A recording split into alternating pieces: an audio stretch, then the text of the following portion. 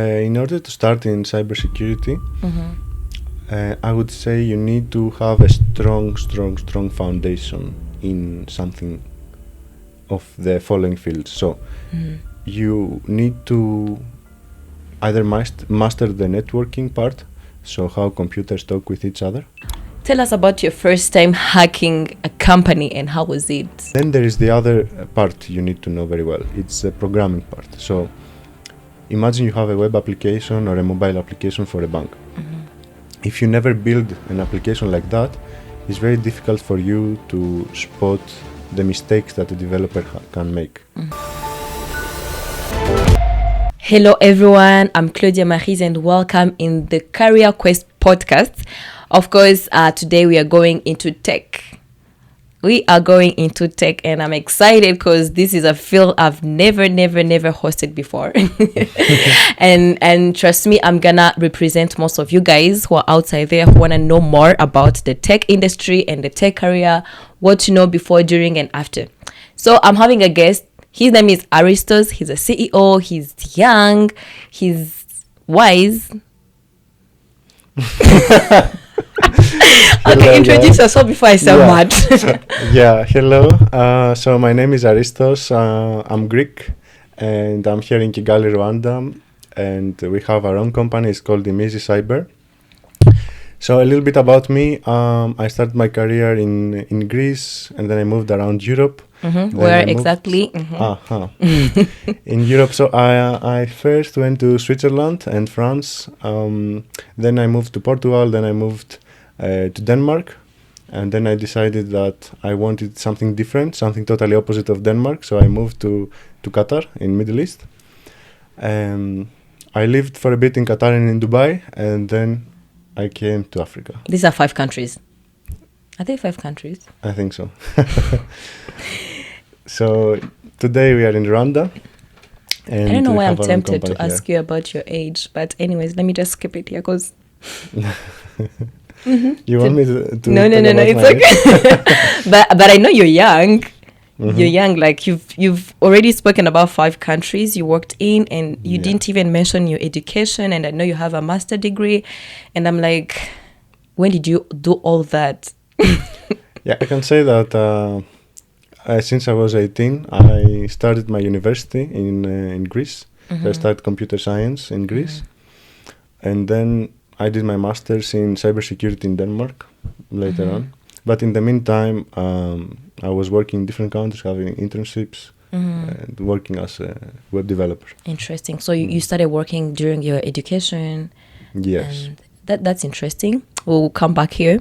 Wait, I have a question. Cybersecurity, and I think you told me during our conversations, you've been mentioning a lot of things about cybersecurity, and I'm like, that's so interesting, and I've never thought about that. And I'm like, how did you get to know about cybersecurity? At which age were you when you first heard about tech, cybersecurity and stuff? Because me, I'm an African. You'll excuse my questions. Because I would feel like most Africans don't know much about tech as you guys do. So when was the first time you came across the cybersecurity industry? So I think I was around 13. As I told you before. So I was around 13 and I got my first computer and I started watching that YouTube channel. It's called the PC Security Channel. And it started showing like antivirus software and different viruses, and the guy he was downloading. Were you able to understand that at 13? Yes. Okay, it's okay, you can tell me. I think so. I mean, I was just finding it interesting. I'm trying to think where I was at 13 and I'm like, okay. I think I was finding it very interesting that the guy, he was downloading different antivirus software, and then he had some malware samples and he was testing the different software to see which one catches more viruses. So I was finding it fun and I wanted to try it myself as well. Wow. So I end up downloading the same things and trying to imitate him, let's say, from the videos. So then is when I got the idea of the data of an organization needs to stay the data of the organization, and someone that is not supposed to have access to them, shouldn't have access to them. And I made somehow my goal of like, how can I protect the data of an organization? I don't know, I just found it very interesting. And then... Wait, by that time you were 13? Yeah, I was like 13. Interesting. Interesting. So it's been a long time since then. Yeah, it's been and you always wanted to become a tech guy. And how was your journey? Like, can you brief us a bit on your journey in tech and everything? So, in like really getting into tech, I would say it's when I went into my university studies. Yeah. So I started with software engineering and programming. I started learning the C programming languages and different things they were teaching us in the university. But my goal was always to get into cybersecurity. But this field is a very hard and very senior field, I would say. Sure. So usually people in that field, they start from some other background. So I remember in my first job as a cybersecurity engineer, I was the guy who had background in programming, but we had another guy who was expert in networking and another guy who was expert in game hacking. So everyone had a different background, and then we made a team together. Yeah, that's interesting. Before you talk about your career and whatever, how did you get to choose what you wanted to study? Like, of course, you loved that, and that's one point. But like, for example, for me, we are 6 at home, and my parents, it feels like they knew what they wanted us to be. Starting from the firstborn, they were like, you are really? Yeah, you know, when you're like, when you're going to start university, they're like, you're going to do this, you're going to do this. It's like they were the one dictating our future. And I think it's the same in the most African families. It feels like the parents know where we are going more than we do. So for you, what was your experience? Of course we didn't listen to them. Yeah, that's what I want to ask you. Did you finally follow the career that No, we did. No, very different. And sometimes it's tricky because when you don't make it in life, you'll be like, maybe it's because I didn't listen to my parents. That's why my career is a mess now. But anyways, how was it with you and your parents? Did they like influence your career choices, or it was you as you started doing it from your 13 years old? So my parents, they have very different jobs than what I selected to go for. So for them, they didn't know anything about computer programming or software engineering. But they were both educated, very educated, I can say, but in totally different fields. So my mom, she's like a teacher, preschool teacher. So maybe that's why she knew very well that you need to let the kid somehow explore its strengths and powers instead of telling the kid what to do. True. So I think that affected the parenting, and it wasn't hard for you. Not pushing towards a specific direction. What about the finances part of choosing your career? Because as I was saying, for us, what we normally focus on, not us, I mean our parents, what they normally focus on as every parent wants the kid to be successful in life is a career that has, money. Yeah. So if you are telling your parent that you want to be, let me try to say something. You talked about a barista. Yes. Like that would be my other dream. I still want to do it, by the way. Oh my goodness. Okay. I know you love coffee, but so if you tell your parents that you are interested in becoming a barista in your life, they'll be like, yo, there is no money in that. But I think I could be successful. I mean, even a barista. Because really? you can be a barista and you can make a lot of money. More than a software engineer, of course. Okay, I think I'll need tips there.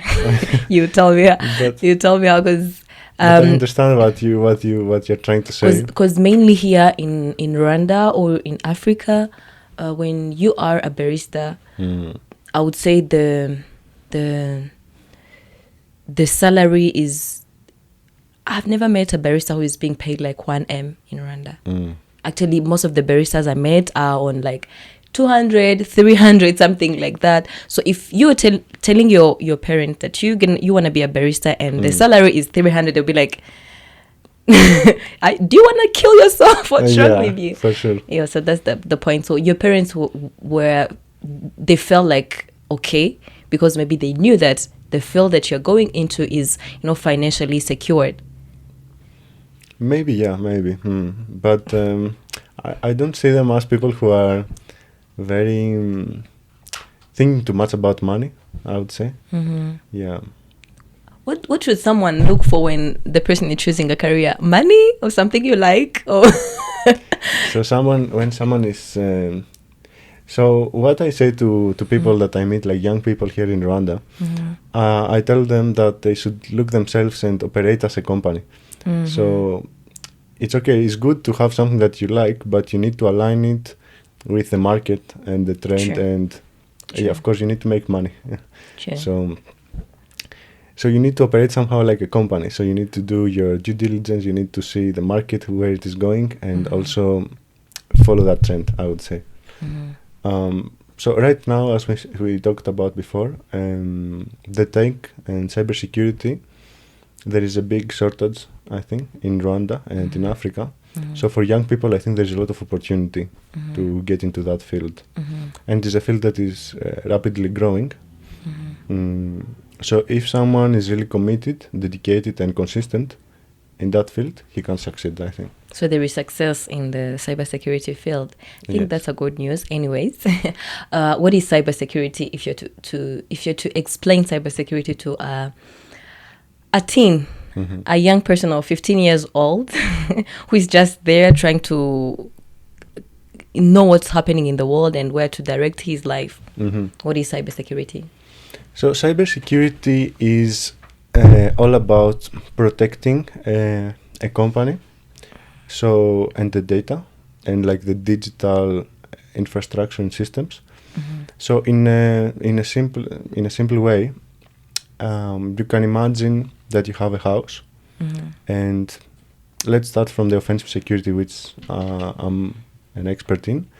So offensive security specifically is like, let's say you have a house, and then you have a thief, a burglar, that he wants to enter into your house. So that person will look under the mat, or will see like the open window that you have or the back door, and will try to enter into your house. So then we have two sides. We have the good thief and the bad thief. So the same with the good hacker and the bad hacker. So the good hacker is the person who you hire, like a locksmith, that will check that your locks are secure, will check your windows are secure, and help you fix the problems. True. So that's what we do as ethical hackers, or like offensive security professionals. And then you have the bad hackers who use the same techniques and the same tools, but their intent they have an ill intent, so they want to steal from you. So the main difference between the good hacker and the bad hacker, I would say, is the ethics and the intent. But cybersecurity is not only about offensive security. Actually, offensive security is a complement of the defensive side. So an organization first has the defense team, that we call them the blue team. So these guys are responsible into putting security controls in place. Those are insiders, right? Yeah, people that work for the organization. And they are responsible into putting all the security controls in place. But you need someone to test that these controls work. So that's why we have the red team, what I just described, like the good hackers. Yeah, so there is the blue team and the red team. Exactly. So the blue team is inside the organization. The red team is you guys or red coming team to is test. external team that the organization hires in order to try to break in into the organization. So there is the constant war between the blue and the red team. The red team tries to break in, the blue team is trying to keep them out. And in the end of the day, both of them, they have the same goal, which is to protect the organization. Protect the organization data. And I can say there is also one more team, which is responsible about compliance. So, all the organizations, in order to operate, they need to follow some global standards and procedures that are set by the National Bank, for example, or different bodies. So these guys are responsible in making sure the organization is following the best practices.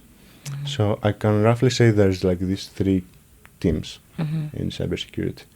So for your listeners, you can select any of like these three teams that you feel that you resonate more with. I would say someone that is good for the red team is someone who is always very curious and likes to solve puzzles.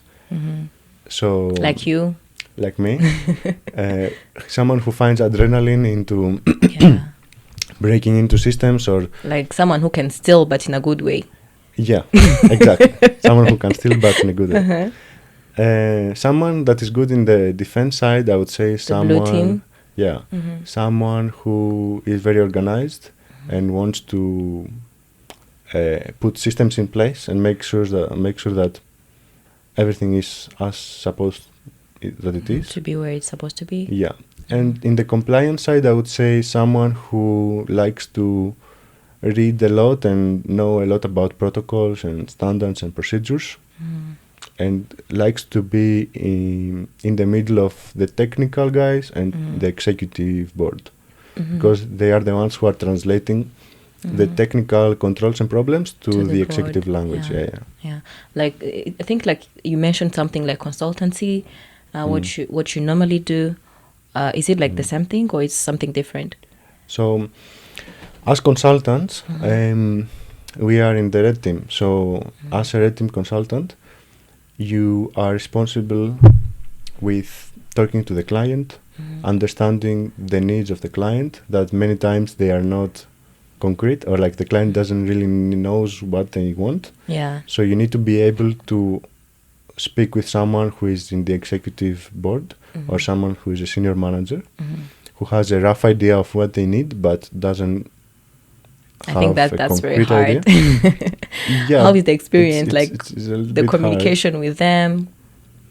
Yeah, it is a little bit hard, but after some point you gain experience and you know the right questions to ask in order to scope a project. Sure.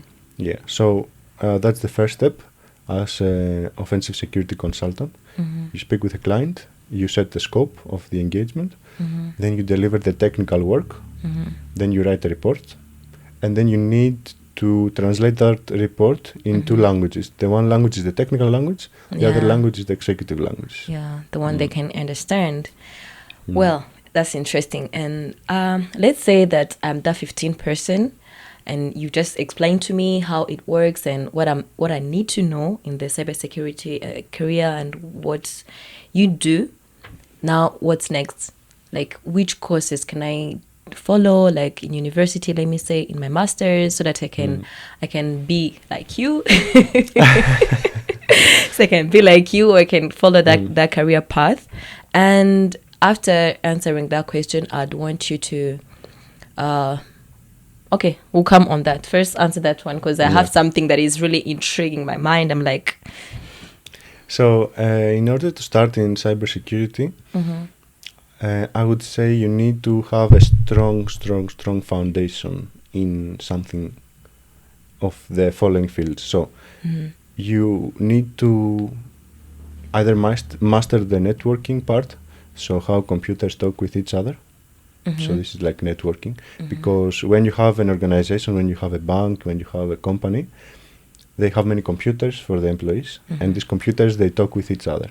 True. So you need to really know how this works, because you cannot break things before you know how they work. Then there is the other part you need to know very well. It's the programming part. So imagine you have a web application or a mobile application for a bank. If you never build an application like that, it's very difficult for you to spot the mistakes that a developer can make. So you really need to know very well how programming works. How so there is networking and programming. And then I would say system administration as well, like Linux and Windows, and the internals of the systems, how the computer actually works. Yeah, system administration. This is for like someone who wants to do like the bachelor degree. This is what you would advise someone who wants to. So these are like different disciplines that you need to know very well before you think about cybersecurity. Because what I always say is that to be a junior in cybersecurity, you need to be a senior in one of these fields, usually. Wow. Yeah, so cybersecurity is not a field that you can get immediately or directly, I can say. You really need to build your other knowledge first. By yourself, you mean? No, not by yourself. It's always good if you attend a university program. Actually, here in Rwanda, I think you have very good universities, I have heard. I don't want to I shouldn't mention them probably. But I think you have some good universities, so it's always good to attend the program there. And then there is always online courses. So I would say it's very good also to find a mentor. Yeah, either physically or virtually during some course online. When can someone think about finding a mentor in cybersecurity? Where? When? When? Which time is the good time for finding a mentor? I think as soon as possible. Even when you're young, even when you're still in high school? Yeah, why not? You can find someone, you can ask questions, and then they can direct you. It doesn't need to be mentor every day or every week. It can be just a relationship with someone in the field that wants to help the young generation, and they can give you some tips on what to study. From time to time, you can ask them questions, or you can ask them for motivation as well. I think as you're talking about that, I've just remembered how you train young people here in Rwanda. Yes. Talk about that. I don't want to talk about that because I loved that. I grew up in this field of leadership and everything, and this process of mentorship is no more. I mean, everyone does that, but I've never heard someone in the tech industry doing mentorship. So when I saw you doing that, I was like, wow, this is interesting, and I think most people should do what you're doing. So what did you do? What motivated you to bring the young people, and how was the process? What have you learned, and what did you teach them especially? So as Simisi Cyber, we had that initiative of giving back to the community and growing the young Rwandans. Since we are in Rwanda, we feel like we want to give back to the community. So I remember how I was feeling when I was starting, and I was lost. I didn't know what are the good courses. If you go online, you will find 10 different certifications to follow, different providers, different everything. And I wish I had someone who could tell me, who could direct me in a path and help me follow some certification that will be actually worth it for me and for my CV and my knowledge. So that's what I tried to do. So I try, because after years of trying the one path or the other path, learning from different people, finally I think I know a path that can help people. And also I saw it from the both sides. I saw it both as an employee and both now as having a company. So I gave all that knowledge to the people and to the students. I mean, telling them how someone can hire you, because I can now see how can I hire someone. So I gave them all the advices and full transparent on how they can grow. Free. Did you charge something? No. Yeah. Wow, interesting. We give just 5 spots because it's free, and there's nothing free. It's we pay it. We pay it with our time and our energy, but it's very worth it, I think. Yeah, and I'm very happy because the students, they were also very happy to meet me, and I think they got something from it. Yeah. So I think we should do it again. You should. Oh my goodness, you should. Yeah. And for someone who is interested, someone who is following maybe the podcast, where can they get you, or how can they know when, the next time you're doing it? And so Kigali is small, so I think they can always find me in Norsken, where we have our office, or they can always contact me. You can leave my contact after in the. I'm gonna give you his contact, and of course they can even find you on LinkedIn. Yeah, on LinkedIn. I think you can send me a message. I always reply. Oh, that's amazing. Yeah, of course. Tell us about your first time hacking a company and how was it? How was the experience? So let me tell you the interesting story. So I was in an engagement with a bank. So they gave us the permission to hack into their systems. And what we do is that we find different vulnerabilities in the systems, and then we call it, we chain them together. So we don't just tell them, okay, there's a weakness there was a weakness. So we show them exactly how a bad hacker can use these vulnerabilities in order to extract some value or some data or something from them. So in that case, using some exploits and some vulnerabilities, I was able to access the the cameras of the bank, and you could see everything in real time from all the branches in the country. Wow! So you were able to see people withdrawing money, people in the vault, and yeah. That was interesting. That was very interesting. So you really feel like a hacker. Yeah, in the movies. the energy, you were like, I did it. Yeah. No, okay, this one was interesting because you managed it. Me, I want you to tell us the one that failed. That failed. The one that failed, because here we're learning from your success and your failures. For sure. Yeah, we have many failures, of course. So you can have one success and like 10 failures. Oh my goodness. But in the failures, for example, usually what happens is you get into rabbit holes, we call it. So you find one vulnerability, it looks so promising. So you spend time, you try to go deeper, and finally you find out that there is nothing there. Gosh. So usually that's... You've invested your time. Yeah. That is a big mistake that happens. And you're so sure that it's going to work, that there's something you found, and then there is nothing.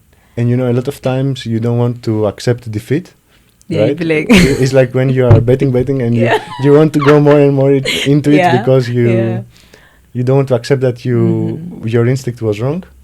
So this is something that we always learn in offensive security, that you need to be very strict with your time and allocate specific amount of time for each vulnerability. How long does it normally take the red? You say it's the red team.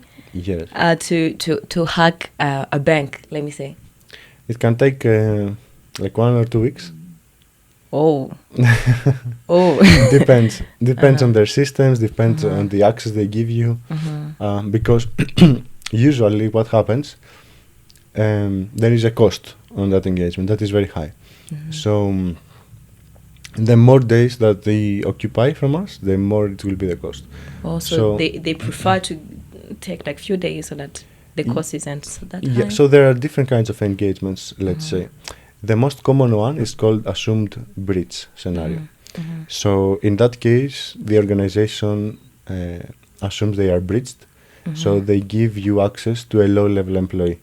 So they give you some access in the organization. And then you have a goal.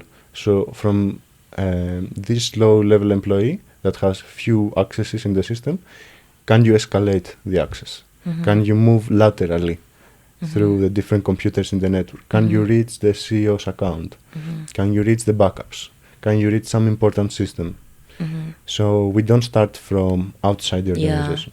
But this can be also an engagement, like how you can access the organization with zero knowledge, like just as a normal attacker from outside. Sure. But this engagement can take months. Wow. Can take like 6 months even. This is not an easy task anyways. Where does the word hacker comes from? And who is your I would say who is your role model in the tech industry? That's a good question. So the word hacker comes from, I think, the 60s, from MIT. And in the beginning, hacker was a person who has a lot of curiosity, and he was like a genius who was able to make computer systems do things that they were not intended to do. So in the beginning, hackers, they were the programmers back then. So the idea of the hacker is that he finds out what a system can do that it was not programmed to do it. basically. Oh, yeah.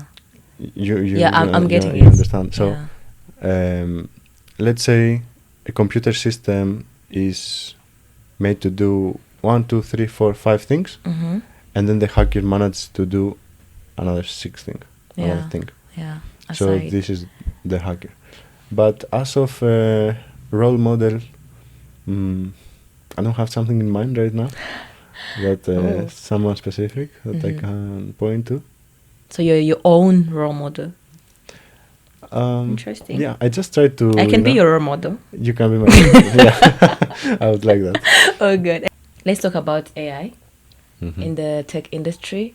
And do you think that AI is taking our jobs? Yeah, I'm trying to bring it out in the right way because I think last week or the other week I was having a conversation with a friend, and then I asked, this is a CEO of a very big company in Rwanda, and I asked him if you were to advise a young person in the 21st century, what is the career path to follow? Like, what can this person study? And so this person was like, I think I would advise the young person to go for anything that is connected to AI.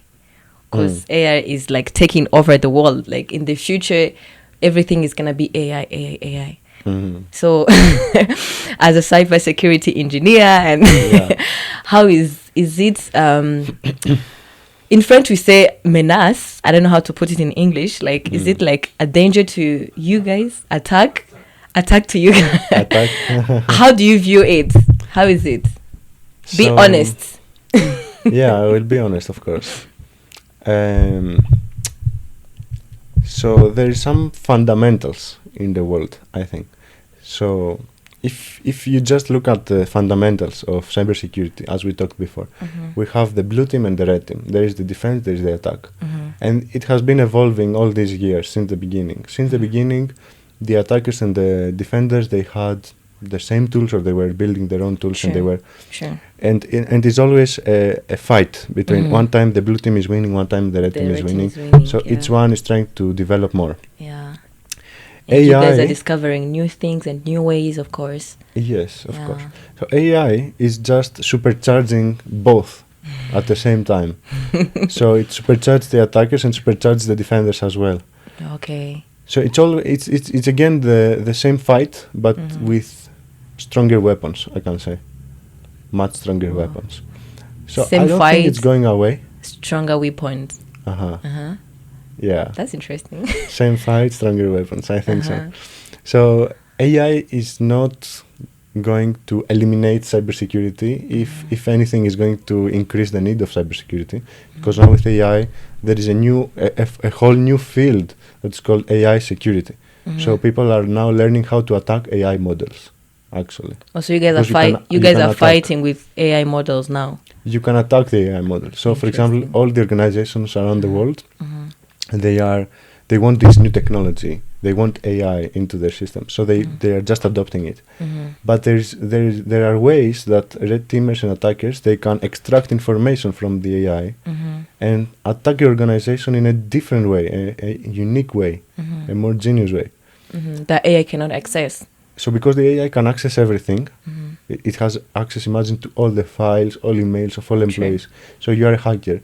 So if you ask the correct question to the AI, you can extract the information without hacking in a technical way the organization. You understand? Yeah. So you need to again think about new creative ways to extract information from the AI. So now the AI making your work hard, or is it making it more easier? It is making it easier. Hard. I was expecting hard, because it's like now there are a lot of informations, a lot of ways that hackers can get into the blue team. But remember, I'm in the red team. Oh, so you were the bad guy. Yeah, of course. Oh my goodness. It makes it easier. Oh, Mr. Hacker. Yeah. Sorry, I forgot. Mr. Hacker. Oh, interesting. So, but for the defenders as well, because instead of manually having to check the logs and see potential attacks, they can delegate these manual tasks into the AI, and they can focus their energy on the more important tasks. For the attackers, the same. They can delegate the more manual tasks of scanning some ports or doing some regular things to the AI, and then focusing on the more creative ways or taking the action and the responsibility of doing the attack or no. Interesting. How much? I'm going into money because I feel every time when I'm talking about career, of course, money has to be there. I think someone asked me, "Is there a career that does not give out like money?" And I'm like, "No. If you're following a good career path, you have to earn something." So, if I say how much, I think it's of course it differs depending on the country and everything, but normally, how much does a cybersecurity engineer earn? In Rwanda? Oh, good. I don't want us to focus. Okay, you tell us in Rwanda, then I'm not sure about Rwanda, 100%. Okay, tell us. Try to generalize. I mean, internationally, like the salary. I want to know if I can switch.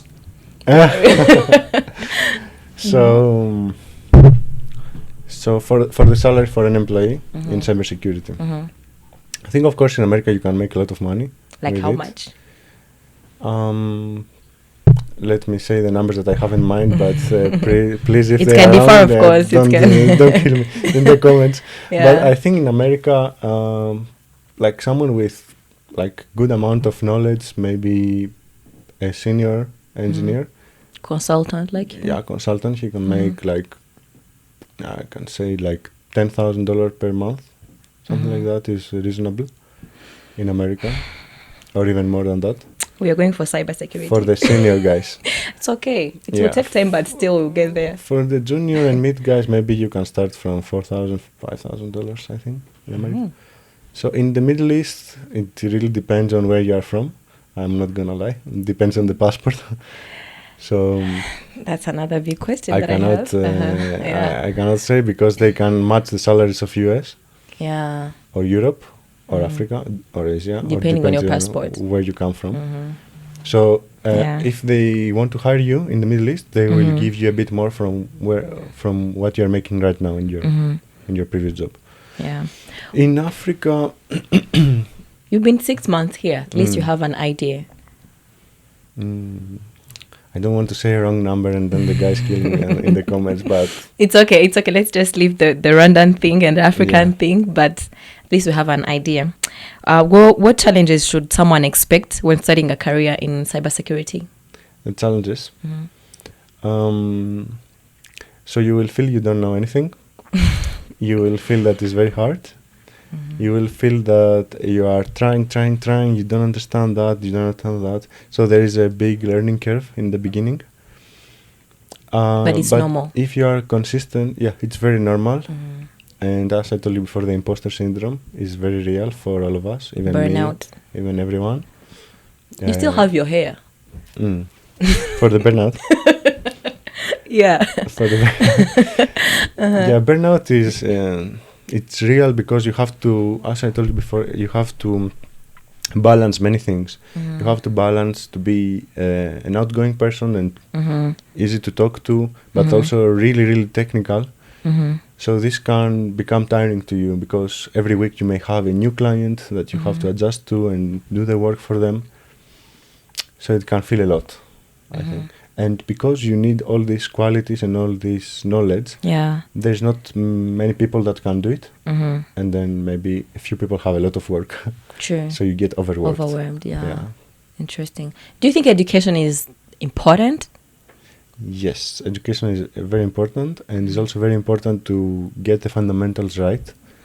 So before starting to hack anything, you need to understand how things are built, as we said before. I mean formal education, because there is this informal, you talked about like going on YouTube, searching for like doing short courses and everything. But then the formal education, like you said, you did your bachelor, you did your master's, but still you're also still learning, I am sure of that. So was it important for you to do the bachelor and the master education? Or it's just wasting your time? No, it's not a waste of time. But in that field, for sure you will need to get these online courses.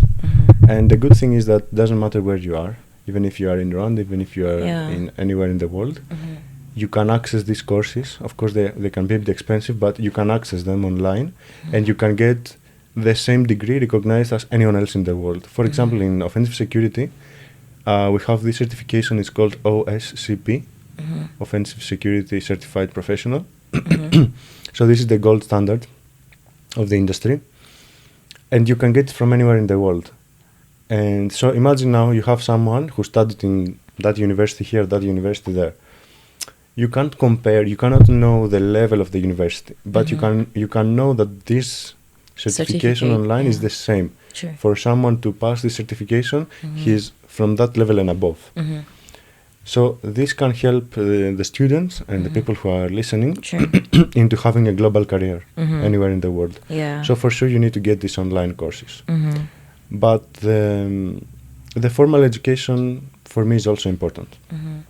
I also think it adds value, and it adds value also in connections and getting to know more people, and maybe doing research is very important in our field, especially with AI, as you said. I mean, doing research, it's going to be necessary and important in the future. So going to the university, it gives you this path of getting to know more people, increasing your network, and doing research.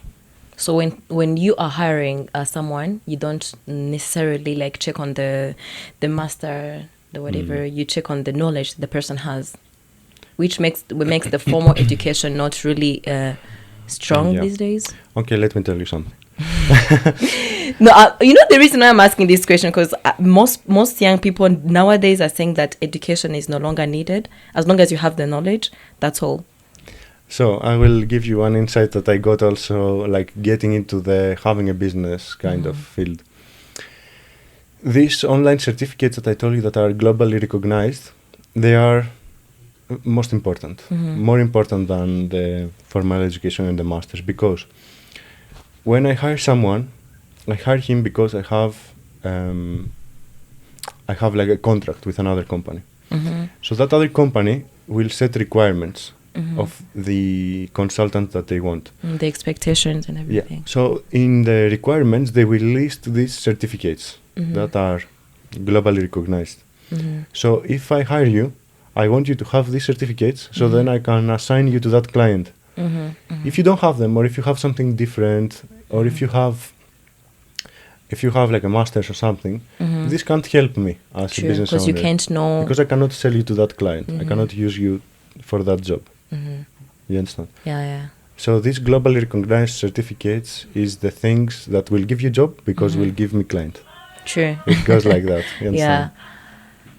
The global certification, guys, you should know that. So as we are winding up, I have a few questions here, and what you're going to do, you're gonna tell me whether it's a myth or the truth. Okay. I like that sound. And try not to think so much. Okay. Hackers only target rich people. You don't have to think so much. And Just have to do straight. I have to say myth or myth not? or truth? Myth or truth? You're taking much time. Dear hacker. I would say they don't target rich people, you said? Hackers only target rich people. Rich people. Not truth. No, I'm a myth, I would say. I want to debate, but anyways. MacBooks can't get viruses. MacBooks cannot get viruses. It's not like myth or not myth. They can get viruses, but not so many. It's a bit more protected. It's in the middle. Yeah. Okay. A strong password is enough.